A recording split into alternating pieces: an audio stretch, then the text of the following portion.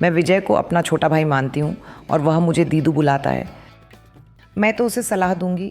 अगर मैं उसकी सलाहकार होती तो मैंने उसे कहा होता कि पवन कल्याण के रास्ते पर चलो। मैं उसे निश्चित रूप से यही सलाह दूंगी। लेकिन सबकी अपनी अपनी पसंद होती है। शायद विजय उस मुकाम पर है जिस पर श्रीमान रजनीकांत 91-92 में थे, इसलिए उससे उम्मीदें बहुत बहुत ज़्यादा हैं। कमल सर एक बहुत बहुत मंजे हुए अभिनेता हैं और मैं कहूँगी कि एक मंजे हुए राजनेता भी हैं। और आज जब वे संसद में कुछ कहते हैं तो वह सुर्खियाँ बन जाती है। तो विजय को अभी लंबा रास्ता तय करना है। मैं कनिमोझी को तमिलनाडु के मंत्रियों में से एक के रूप में देखना चाहूँगी, जो महिलाओं का सामने से नेतृत्व कर रही हों, उन्हें प्रस्तुत करते हुए संसद में, विधानसभा में एक बजट प्रस्तुत करते हुए, या यह कहते हुए, या महिलाओं के अधिकार के लिए खड़े होते हुए, और यहाँ सबसे शक्तिशाली मंत्रियों में से एक के रूप में होते हुए। आप इतने सालों से ऐसा नहीं देखते हैं। आप अपनी ही बहन को बढ़ावा क्यों नहीं देते? वह सक्षम है। 2026 का तमिलनाडु विधानसभा इलेक्शन 2 मल्टी स्टारर और एक हीरो के बारे में लगता है। और मेरे साथ एक ऐसी हस्ती हैं जिन्होंने फिल्मों और राजनीति दोनों की दुनिया को समान अंदाज और सफलता के साथ साधा है। खुशबू सुंदर, डिकोडर में आपका स्वागत है। क्या आप उम्मीद कर रही हैं कि उस तरह का हीरो वास्तव में आपकी मल्टी स्टारर में शामिल हो जाएगा? नहीं, मैं सोचती हूँ कि यह उन पर निर्भर करता है कि वह इसे कैसे करना चाहते हैं। हम अपने एनडीए गठबंधन से खुश हैं, जिसमें एआईएडीएमके हमारे लिए प्रमुख भूमिका निभा रही है। हम मिस्टर की उम्मीद कर रहे हैं एपीएस के तमिलनाडु के मुख्यमंत्री बनने की। देखिए, तमिलनाडु में कुल मिलाकर माहौल ये है कि हर कोई डीएमके को बाहर चाहता है। वे कह रहे हैं भ्रष्टाचार बहुत हुआ, पिछले 5 सालों में कोई काम नहीं हुआ है। तो हम बस यही उम्मीद करते हैं कि, और हम कड़ी मेहनत कर रहे हैं और हमें पूरा यकीन है कि यह डीएमके का अंत होगा, भ्रष्टाचार का अंत, वंशवाद की राजनीति का अंत। तो 2019, 2021, 2024 बहुत कुछ नहीं बदला है। तो क्या आप मुख्य रूप से सत्ता विरोधी लहर पर भरोसा कर रही हैं? बहुत कुछ नहीं बदला है इस मायने में कि तमिलनाडु में एनडीए में आपकी संरचना वास्तव में बहुत ज़्यादा नहीं बदली है। हम आगे बढ़े हैं। जब उन्होंने कहा कि कुछ नहीं है, तमिलनाडु में कमल नहीं खिलेगा, हमारे 4 मौजूदा विधायक हैं और अब हम दोहरे अंकों से ज़्यादा की उम्मीद कर रहे हैं। हम देख रही हैं कि हमें कितनी सीटें मिलने वाली हैं और हम इस पे काम कर रही हैं कि जो भी कंस्टिट्यूएंसी हमें दिया जाए हम विन। इस इलेक्शन का एकमात्र विचार और एकमात्र मूल आधार भ्रष्टाचार को ख़त्म करना है। कानून और व्यवस्था नहीं है। हर दिन आप देखते हैं कि महिलाओं का कैसे यौन उत्पीड़न हो रहा है, चाहे वह 2 साल की बच्ची हो, 7 साल का बच्चा हो या 70 साल की महिला हो। कैसे एक लड़की जो, एक छात्रा जो आ रही है, बहुत हाल ही में जो आपने 2 दिन पहले देखा, त्रिची से मुंबई आ रही एक छात्रा के साथ गैंग रेप होता है। तो मैं सोचती हूँ, और कोई जवाबदेही नहीं है, इसकी जिम्मेदारी लेने के लिए कोई तैयार नहीं है। और फिर मंत्री जी कहते हैं कि तमिलनाडु सबसे सुरक्षित राज्य है। तमिलनाडु से होने के नाते मैं यह मानना और गर्व से कहना चाहूँगी कि हाँ, तमिलनाडु सबसे सुरक्षित राज्य है। लेकिन मेरे लिए जब मेरी बेटियाँ बाहर जाती हैं, जब तक वे घर वापस नहीं आ जाती, मैं इस के साथ बैठी रहती हूँ। मैं तो बल्कि चिंता में रहती हूँ कि क्या वे जहाँ भी हैं सुरक्षित हैं, क्या वे जहाँ भी हैं ठीक हैं, और क्या वे सुरक्षित घर वापस आ रही हैं।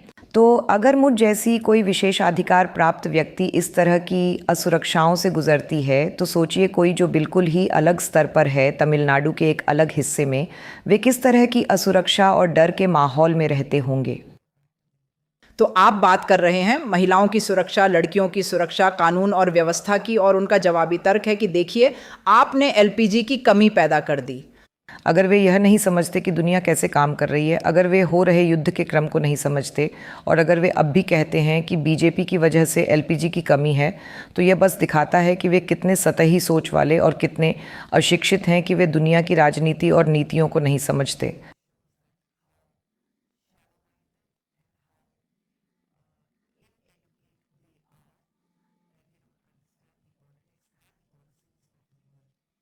तमिलनाडु इस बार महिलाओं और युवाओं वोट के बारे में बात कर रहा है, जो संभवतः विजय को भारी मतदान कर सकते हैं। मुख्यमंत्री के पास महिलाओं के लिए एक योजना है पैसे देने की। उन्हें अपने पाले में लाने के लिए एनडीए क्या करने की कोशिश कर रहा है? आपने सुरक्षा की बात की। ये एक ऐसा मुद्दा है जिसके बारे में आप बात कर रही हैं, लेकिन जो हाथ में पैसा है वह कुछ ऐसा है जिसने कुछ अन्य राज्यों में काम किया है जब हैंड आउट हुआ था।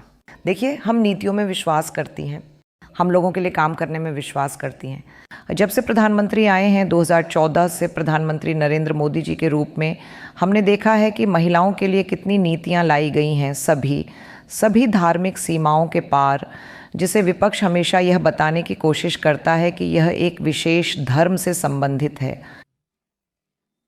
कोई भी पॉलिसी, चाहे वह महिलाओं के लिए हो, छात्रों के लिए हो, बड़ों के लिए हो, वरिष्ठ नागरिकों के लिए हो, या कोई भी पॉलिसी जो देश में आया हो जिसे भाजपा सरकार या एनडीआई लाइन द्वारा लाया गया हो, कृपया मुझे बताएं कि किस में कहा गया है कि यह एक विशेष क्षेत्र से संबंधित है, ये एक विशेष उन लोगों से संबंधित है जिन्होंने हमें सत्ता में वोट दिया है और दूसरों के लिए नहीं। ये भारत के लोगों के लिए है।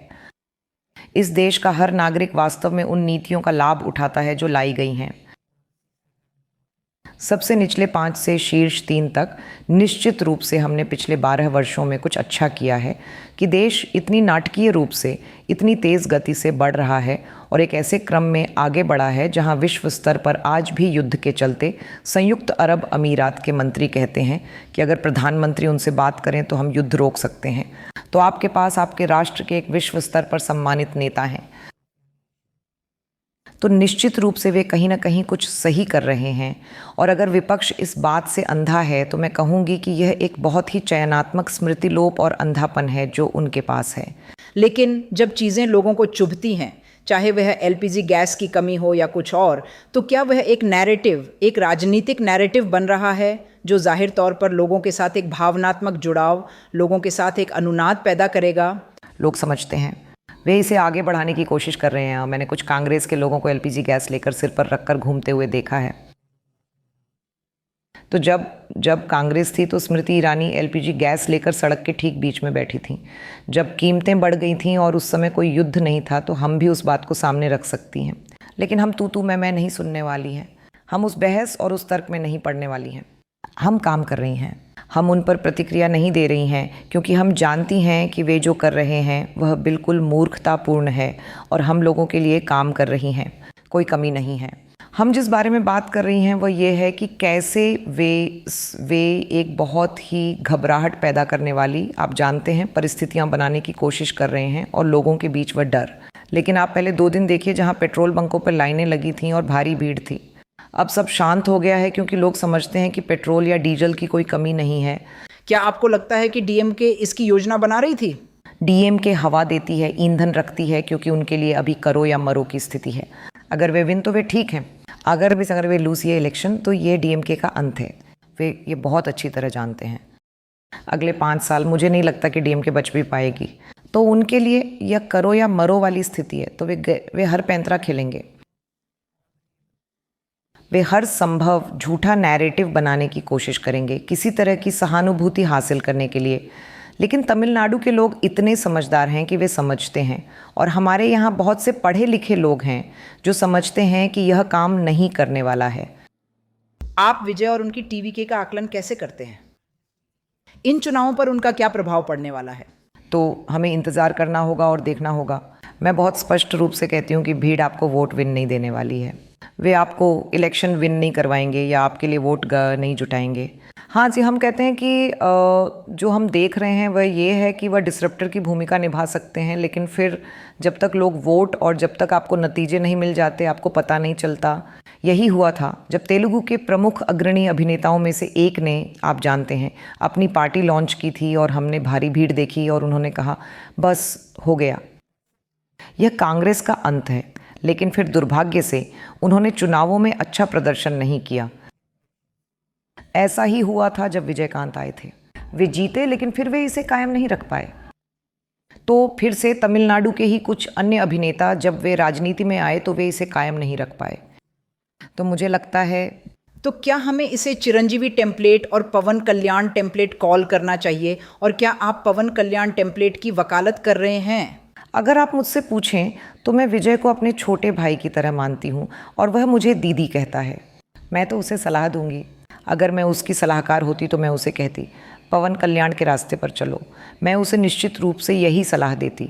लेकिन अपनी अपनी सोच है, उसके पास अपना सोचने वाला दिमाग है, उसके पास अपने लोग हैं जो सलाहकार के रूप में हैं, इसलिए वह अपने लिए फैसला करने वाला सबसे अच्छा व्यक्ति है। तो उसे फैसला करने दीजिए। देखते हैं, अभी भी एक हफ्ता बाकी है जब तक कि हम चुनावों की घोषणा नहीं कर देते, तो इस एक हफ्ते में कुछ भी हो सकता है। तो चलिए अच्छे की उम्मीद करते हैं। तो आज जानते हैं, जैसा कि आपने उल्लेख किया, ईपीएस एनडीए के मुख्यमंत्री कैंडिडेट हैं। ये बहुत मुश्किल हो जाता है ना, क्योंकि जो हमेशा इस उम्मीद के साथ आते हैं या उनके समर्थक इस उम्मीद के साथ आते हैं कि वह मुख्यमंत्री का चेहरा होंगे।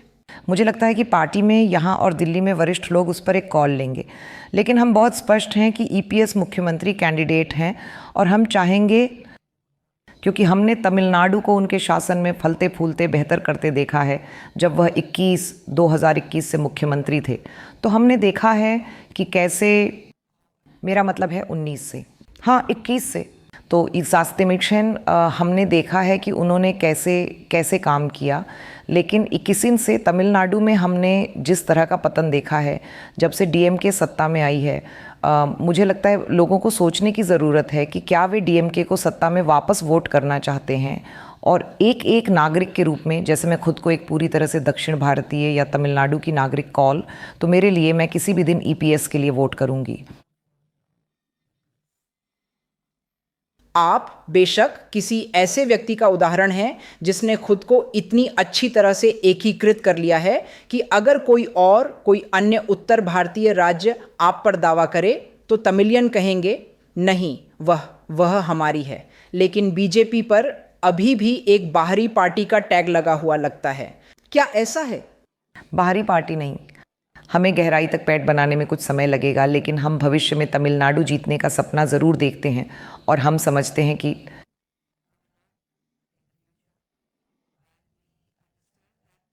देखिए, लोग झूठी उम्मीदें नहीं दे सकते और चुनाव विन लंबे समय तक टिके रहने के लिए अगर भारत बीजेपी को हैट्रिक के रूप में सत्ता में वापस ला रहा है, जैसा कि मैंने पहले कहा, हम निश्चित रूप से अपने लिए अच्छा कर रहे हैं। तो वे समझते हैं, भले ही वे हमारे खिलाफ हों, लोग समझते हैं। अभी भी ईरान इराक के साथ, मेरा मतलब है ईरान और अमेरिका और इराक सीमा पर जो समस्याएं चल रही हैं, जो मुसलमान वापस आए हैं, उन्होंने भी यह कहा, यह प्रधानमंत्री के बिना संभव नहीं होता। तो चाहे वे कानून हो जिन्होंने महिलाओं को 3 तलाक से आज़ादी दी है, चाहे वह आर्टिकल 370 हो जो फिर से मुसलमानों के बारे में है, मुझे लगता है कि ये लोगों के देखने के लिए है कि हम एक पार्टी है जो समान रूप से काम करता है। विपक्ष जो भी झूठा नैरेटिव या झूठा प्रचार कर रहा है, एक पार्टी है, एक पार्टी नेता हैं, एक प्रधानमंत्री हैं जो लोगों के लिए काम कर रहे हैं। भले ही आप किसी भी धर्म या किसी भी जाति या समुदाय या कहीं से भी हों, यह राष्ट्र के बारे में है, ये इस देश के हर भारतीय के बारे में है। और तमिलनाडु दूर नहीं है। हम सचमुच मानते हैं कि लोग समझेंगे, और मैं यह नहीं कहूँगी कि हमें उम्मीदें हैं, हमें पूरा यकीन है कि ये इलेक्शन ये साबित करने जा रहा है कि एनडीए ने लोगों और तमिलनाडु के लोगों के लिए कितना काम किया है। वे कैसे समझते हैं कि एनडीए गठबंधन ही आगे बढ़ने का रास्ता है। एनडीए गठबंधन में आप जानते हैं सदस्यों के बीच कुछ मतभेद रहे हैं। आप जानते हैं एडीएमके और बीजेपी, आगे चलकर क्या वह वोट हस्तांतरण हो पाएगा, या क्या आपको वहां कुछ घर्षण दिखाई देता है? और क्योंकि लोग बात कर रहे हैं, आप जानते हैं परिवारों में भले ही बड़े किसी एक को वोट देने जा रहे हों, एक तरफ या दूसरी तरफ कमल को, लेकिन युवा विजय के रास्ते पर जाएंगे, वे कहते हैं। चलिए इंतज़ार करते हैं और देखते हैं। हमारे लिए एक कमरे में बैठकर बात करना और चर्चा करना बहुत आसान है। मैं आगे चर्चा नहीं करना चाहूँगी, लेकिन मुझे लगता है कि जब पार्टी की बात आती है तो जो भी मतभेद हैं वे सभी सुलझा लिए गए हैं। और जब आप एक परिवार में होते हैं तो मतभेद होना लाजमी है, और ये ठीक है। मतभेद का मतलब है कि खुद पार्टी के भीतर बहुत लोकतंत्र है। तो हमने अपनी सभी समस्याओं को सुलझा लिया है और हम आज सभी को एक ही मंच पर एक साथ देखते हैं। तो मुझे लगता है एक साथ काम करके हम चाहते हैं कि एनडीए विन, और हम ऐसे ही रहने वाले हैं, एकजुट होकर उन लोगों के लिए लड़ते हुए जिन्हें हमें एक सुरक्षित माहौल और एक फलता फूलता राज्य देना है, जहां हमें किसी भी वर्ग या किसी भी जाति से कोई समस्या ना हो। हमें बस एकता में काम करने की ज़रूरत है। आपने बहुत स्पष्ट रूप से कहा है कि विजय के जो भी व्यक्तिगत मुद्दे हैं उन पर आप टिप्पणी नहीं करना चाहती, लेकिन हाँ, एक सह कलाकार पर सोशल मीडिया पर बहुत बुरी तरह से हमला किया गया है। कल भी अभिनेत्री तृषा हवाई अड्डे पर थीं और उन्हें ट्रोल किया गया, उनका पीछा किया गया और बाद में सोशल मीडिया पर भी। देखिए, दुर्भाग्य से हम एक ऐसे समय में हैं जहां अगर आप छींक भी दें तो आप उसका दोष किसी और पर मढ़ना चाहते हैं। तो मैं उन दोनों के बारे में जो जानती हूँ, तृषा मेरे बहुत बहुत करीब हैं, तो मैं कहूँगी तृषा उन सबसे प्रतिष्ठित महिलाओं में से एक हैं जिनसे मैं कभी मिली हूँ और सबसे कोमल आत्मा हैं। मैं उन पैप्स पर टिप्पणी नहीं करना चाहूँगी जो हर जगह आपका पीछा करते फिर रहे हैं। ये एक तरह की व्यवस्था है जो हमने शायद मुंबई में देखी है, यहाँ नहीं। दुर्भाग्य से ये यहाँ शुरू हो रहा है। और जो लोग टिप्पणी करते हैं, जो बैठकर बातें करते हैं, वे लोग हैं जो अपनी खुद की समस्याओं को देखने के बजाय दूसरों के जीवन में झांकने में बहुत खुश रहते हैं। तो वे किसी और पर टिप्पणी करने में एक तरह से आनंद लेते हैं या एक परपीड़क सुख प्राप्त करते हैं। और उनमें से 99.9% को हम नहीं जानते। तो कोई भी इस मामले में दूसरे क्या टिप्पणी करते हैं इसके लिए वे जिम्मेदार नहीं हैं। और मुझे नहीं लगता कि हमें उन पर प्रतिक्रिया देने में अपना समय बर्बाद करने की ज़रूरत है। आप वह हैं जिन्होंने इस बारे में बात की या जिनके हवाले से यह कहा गया कि जब आपने पिछला पार्टी छोड़ा था वे बुद्धिमान महिलाएं नहीं चाहते हैं? हाँ। क्या आपको अब वह जगह मिलती है? आप जानते हैं क्या तमिलनाडु को उस लिहाज से जो भाजपा कहीं और कर रही है उससे अलग टेम्पलेट की ज़रूरत है? सिर्फ पहचान की राजनीति से दूर जाते हुए विकास की राजनीति की ओर बढ़ते हुए। हमें विकास की ज़रूरत है, किसी भी तरह का विकास, लेकिन हमें विकास की ज़रूरत है। हम अतीत की उपलब्धियों के भरोसे नहीं रह सकते। आप ये नहीं कह सकते कि आप झूठी उम्मीदों या झूठे वादों पर टिके रह सकते हैं। बुद्धिमान महिला, हाँ, हमने निर्मला सीतारमण को लगातार 9 सालों तक संसद में बजट पेश करते हुए देखा है। तो हम और क्या मांग सकती हैं? देश की सबसे बुद्धिमान महिला के रूप में सर्वोच्च पद पर एक महिला, आपके पास सुषमा स्वराज जी के रूप में सबसे बेहतरीन नेताओं में से एक थीं। आपके पास तमिलनाडु से तमिलिसाई सुंदरराजन जैसी शिक्षित कोई है? वनथी श्रीनिवासन फिर राष्ट्रीय महिला मोर्चा की अध्यक्ष होने के नाते हमने देखा है स्मृति ईरानी वहाँ थीं। आपने सिर्फ अपने पार्टी की महिलाओं का ही उल्लेख किया है। हाँ, कृपया मुझे बताइए, हाल ही में, मेरा मतलब है, मैं हमेशा कहती हूँ कि डीएमके के पास कन्नीमुरी के रूप में सबसे बेहतरीन बुद्धिजीवी महिलाओं में से एक है, लेकिन मैं ये भी नहीं देखती कि कन्नी को के रूप में बढ़ावा दिया जा रहा है। राज्य के मंत्रियों में से एक। आप वंशवाद की राजनीति की बात कर रहे हैं, ठीक है, वंशवाद की राजनीति भाड़ में जाए। कम से कम यह सुनिश्चित करें कि आपकी अपनी बहन यहाँ एक मंत्री के रूप में हो और महिलाओं का आगे बढ़कर नेतृत्व कर रही हो। आप उसे दिल्ली भेज देते हैं और आप कहते हैं कि नहीं, हमें एक पुल चाहिए। किस लिए? और मैं कन्नीमुरी को तमिलनाडु के मंत्रियों में से एक के रूप में देखना चाहूँगी जो महिलाओं का आगे बढ़कर नेतृत्व करें, विधानसभा में एक बजट प्रस्तुत करें, या यह कहें कि या महिलाओं के अधिकार के लिए खड़ी हों और यहाँ सबसे शक्तिशाली मंत्रियों में से एक हों। आप इतने सालों से ऐसा नहीं देखते हैं। आप अपनी ही बहन को बढ़ावा क्यों नहीं देते? वह सक्षम है तो वह चुनाव जीत रही है, वह सक्षम है, वह बुद्धिमान है, वह भाषा बोलती हैं, तो आप उन्हें बढ़ावा क्यों नहीं देते?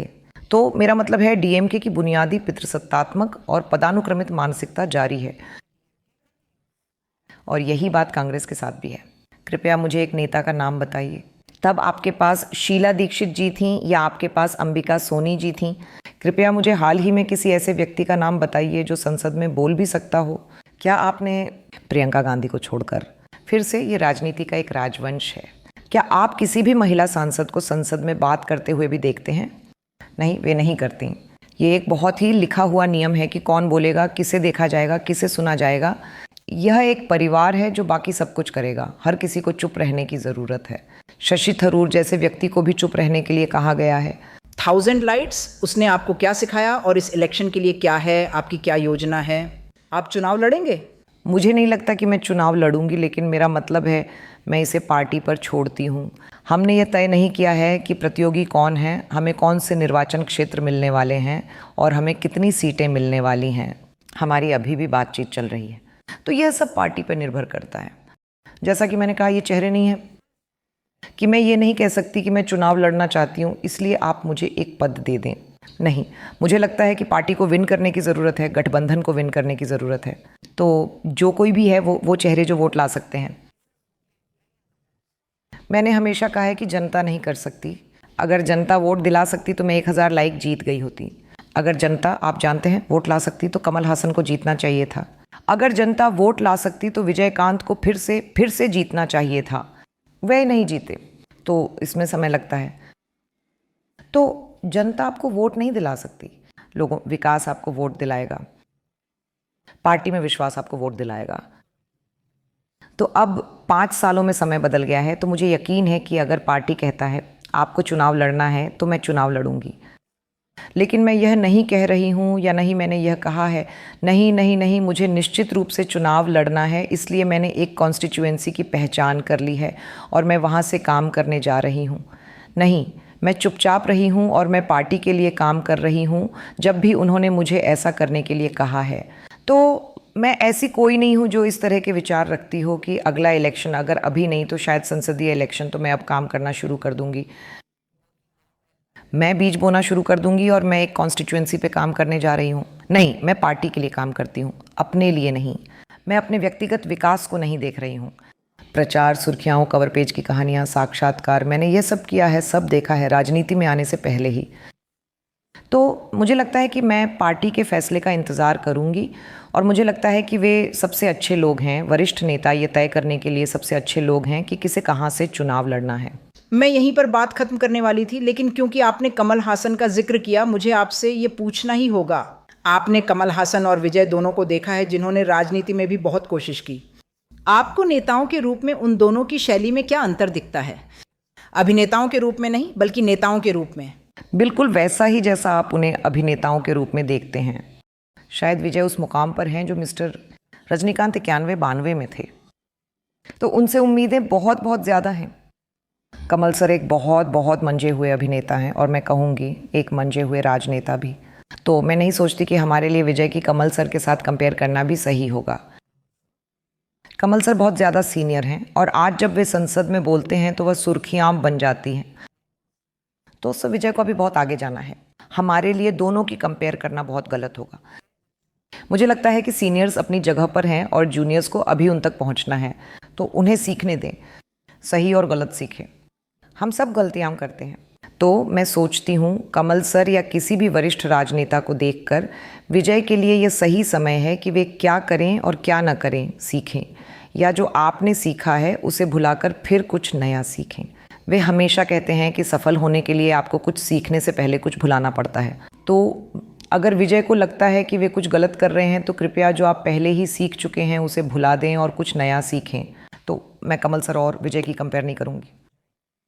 और हर कोई, दुनिया जानती है मैं कमल सर की सबसे कट्टर प्रशंसकों में से एक हूँ, इसीलिए मैं किसी के भी साथ कमल सर को कंपेयर नहीं करना चाहूँगी। मेरा मतलब है मेरा दिल कमल सर के लिए धड़कता है तो यह हमेशा धड़केगा। अभी हाल ही में टीवीके ने कहा कि रजनी राजनीति में नहीं आ सके क्योंकि वे हिम्मत नहीं कर सके या उन पर दबाव था। आप उस पर कैसे प्रतिक्रिया करते हैं? कुछ लोग कहेंगे कि विजय पर भी ऐसा ही दबाव डाला जा रहा है क्योंकि उन्हें करूर मामले में सीबीआई द्वारा पूछताछ के लिए बुलाया जा रहा है, कि विजय पर एक दबाव बनाया जा रहा है कि रजनी इसका सामना नहीं कर पाए और इसलिए उन्होंने छोड़ने का फैसला किया। मुझे लगता है कि ये बिल्कुल गलत है। यह है, जब आप अपनी ही दलील का समर्थन करना चाहते हैं तो आप इस तरह के नैरेशन के चक्कर में पड़ जाते हैं। रजनी सर राजनीति में सिर्फ इसलिए नहीं आ सके क्योंकि वे अस्वस्थ थे और वे जानते थे कि राजनीति में आने में कितना समय और ऊर्जा लगती है। शायद उनका शरीर तब जैसा वह था वह दबाव नहीं झेल पाता। तो मुझे लगता है कि रजनी सर द्वारा लिया गया निर्णय और ये कहना कि ये एक दबाव था। अब जहाँ तक क्रूर सीबीआई का सवाल है, क्या करूर की घटना होते ही विजय ने खुद सीबीआई जांच की मांग नहीं की थी? क्योंकि राज्य सरकार ने एसआईटी कहा और फिर उन्होंने कहा सीबीआई जांच होनी चाहिए, तो सीबीआई जांच हो रही है। तो अब ये बात कहाँ से आती है कि बीजेपी कह रही है कि हमने सीबीआई जांच बैठाई है? नहीं, सीबीआई एक स्वतंत्र संस्था है और वे काम करेंगे। क्राइम ब्यूरो ऑफ इन्वेस्टिगेशन एक स्वतंत्र संस्था है, तो वे अपने आप काम करता है। सुप्रीम कोर्ट है, अपने आप काम करता है। वे सभी स्वतंत्र हैं, वे बीजेपी पर निर्भर नहीं हैं। अगर ऐसा होता तो हम सुप्रीम कोर्ट से कभी कभी कड़ी फटकार नहीं झेल रहे होते जब वे हमें कड़ी चोट पहुंचाते हैं। तो हम ये स्वीकार करते हैं कि राष्ट्र के, देश के कानून यही हैं, वे समान हैं, चाहे आप किसी भी पार्टी से हों, चाहे आप उच्चतम टैक्स चुकाने वाले नागरिक हों या आप बिल्कुल भी कर न चुकाने वाले हों, नियम समान हैं। तो वे इसलिए नहीं झुकने वाले हैं क्योंकि बीजेपी सत्ता में है। शायद जो लोग बात करते हैं और जो लोग इस तरह के तर्क के साथ आना चाहते हैं, उन्होंने कांग्रेस के दौरान देखा है जहां वे सब कुछ अपने नियंत्रण में रखना चाहते थे। तो कानून उनके अधीन थे, शायद पुलिस विभाग उनके लिए काम करता था, सब कुछ था, नियम ऐसे थे, तुम वही करो जो मैं कहता हूँ। ये एक कठपुतली के तमाशे जैसा ज़्यादा था जब कांग्रेस सत्ता में थी। लेकिन अब बीजेपी के लिए ऐसा नहीं है। हम आपको निर्णय लेने की स्वतंत्रता देते हैं। अगर हम गलत हैं तो हमें बताएं कि हम गलत हैं, और जब हम गलत कर रहे हों तो हम सुधार करना चाहेंगे। और इसी तरह हमने बीजेपी को भी काम करते हुए देखा है। जब सुप्रीम कोर्ट, कुछ नीतियों के साथ सुप्रीम कोर्ट, जब वे हमसे बदलाव लाने के लिए कहते हैं, जब वे हमें बताते हैं कि हम गलत कर रहे हैं, हम कहते हैं हम इस पर गौर करेंगे और हम इसका हल निकालेंगे। हम सीखने के लिए तैयार हैं, हम सीखने के लिए उत्सुक हैं। हम यह नहीं कहते कि ठीक है, हम 3 बार इलेक्शन जीत चुके हैं, ये एक हैट्रिक है इसलिए हम सब कुछ जानते हैं। नहीं, हमसे गलतियां होती हैं और हम सीखने के लिए तैयार हैं, हम सीखने के लिए उत्सुक हैं और हम ऐसा करना जारी रखेंगे। एक ऐसी व्यक्ति के तौर पर जो राजनीति और फिल्मों में रही है, जननायक और सीबीएफसी पर एक आखिरी बात। आप संस्थानों के अलग बनने, अलग होने की बात कर रहे हैं, लेकिन फिर से एक बार फिर उंगलियां उठाई जा रही हैं। लोग ऐसे ही होते हैं।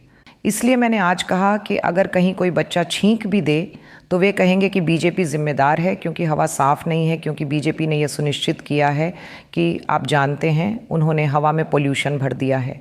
तो आप बदल नहीं सकते, क्योंकि जब आप विन नहीं करते और जब आप जानते हैं कि आप असफल हो रहे हैं तो आप इसका दोष दूसरों पर मढ़ना चाहते हैं।